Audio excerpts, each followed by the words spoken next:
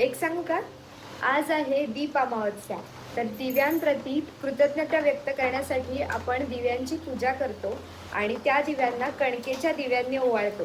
तर आमच्याकडे वेगवेगळ्या प्रकारचे दिवे आहेत. तर चला दाखवते. तर ही आहे लहान समई, चांदीचा मयूरमुखी दिवा आणि ह्याला गोमुखी दिवा म्हणतात. दगडापासून बनवलेला कुबेर दिवा, रोजच्या वापरातली निरांजन. ह्या मोठ्या आणि मध्यम समया, ह्याला म्हणतात कासवमुखी दिवा, कारण त्याच्या तळाला कासवाचा आकार असतो. कासव हे हिंदू धर्मात अत्यंत शुभ मानलं जातं आणि या सगळ्या दिव्यांना ओवाळण्यासाठी कणकेचे दिवे.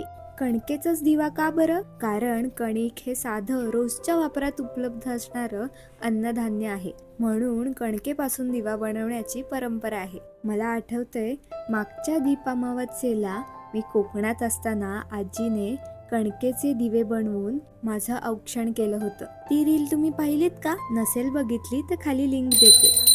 यंदाच्या दीप अमावस्येला कोकणातल्या आठवणी पुन्हा नव्याने जाग्या झाल्या. दरवेळी हळदीचं पान, ओला नारळ घातलेली तांदळाची खीर नैवेद्याला असते, तशी आजही आहे हा.